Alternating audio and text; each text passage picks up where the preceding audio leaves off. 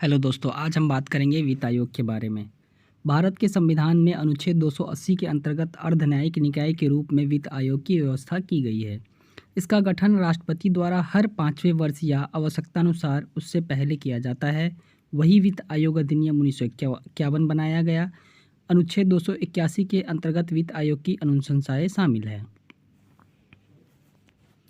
संरचना की बात करते हैं दोस्तों, तो वित्त आयोग में एक अध्यक्ष होता है और 4 अन्य सदस्य होते हैं जिनकी नियुक्ति राष्ट्रपति द्वारा की जाती है। उनका कार्यकाल राष्ट्रपति के आदेश के तहत तय होता है। उनकी पुनर्नियुक्तियां भी हो सकती है। संविधान ने संसद को इन सदस्यों की योग्यता और चयन विधि का निर्धारण करने का अधिकार दिया है। संसद में आयोग के अध्यक्ष एवं सदस्यों की विशेष योग्यताओं का निर्धारण अध्यक्ष सार्वजनिक मामलों के अनुभवी होना चाहिए और 4 सदस्यों को निम्नलिखित में से चुना जाना चाहिए। जैसे कि पहला है हमारा, किसी उच्च न्यायालय का न्यायाधीश या इस पद के लिए योग्य व्यक्ति हो। वही हम बात करते हैं दूसरा, ऐसा व्यक्ति जिसे भारत के लेखा एवं वित्त मामलों का विशेष ज्ञान हो। और तीसरा है ऐसा व्यक्ति जिसे प्रशासन और वित्तीय मामलों का व्यापक अनुभव हो।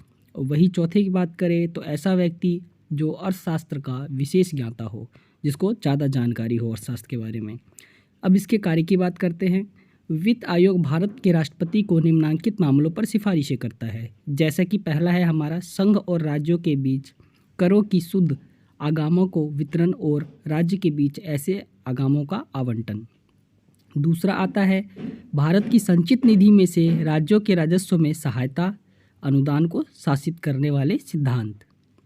वही दोस्तों तीसरे की बात करें तो राज्य वित्त आयोग द्वारा की गई सिफारिशों के आधार पर राज्य में नगर पालिका और पंचायत में संसाधनों की आपूर्ति के लिए राज्य की संचित निधि के संवर्धन के लिए आवश्यक उपाय। वही चौथा हमारा आता है राष्ट्रपति द्वारा आयोग को सुखद वित्त के हित में निर्दिष्ट कोई अन्य विषय। ये सारे हमारे पॉइंट्स थे दोस्तों। 1960 तक आयोग असम, बिहार, उड़ीसा एवं पश्चिम बंगाल को प्रत्येक वर्ष जूट और जूट उत्पादों के निर्यात शुल्क, मैनुअल प्रतियों की एवज में दी जाने वाली सहायता राशि के बारे में भी सुझाव देता था। संविधान के अनुसार यह सहायता राशि 10 वर्ष की अस्थायी अवधि तक दी जाती रही। आगे दोस्तों, आयोग अपनी रिपोर्ट को राष्ट्रपति को सौंपता है, जो संसद के दोनों सदनों में रखता है। रिपोर्ट के साथ उसका आकलन संबंधी ज्ञापन एवं इस संबंध में उठाए जा सकने वाले कदम के बारे में विवरण भी रखा जाता है। ठीक है, और आगे हम सलाहकारी भूमिका की बात करते हैं दोस्तों। वित्त आयोग की सिफारिशें की प्रकृति सलाहकारी होती है और इनको मानने के लिए सरकार बाध्य नहीं होती या केंद्र सरकार पर निर्भर करता है कि वह राज्य सरकारों को दी जाने वाली सहायता के संबंध में आयोग की सिफारिशों को लागू करे।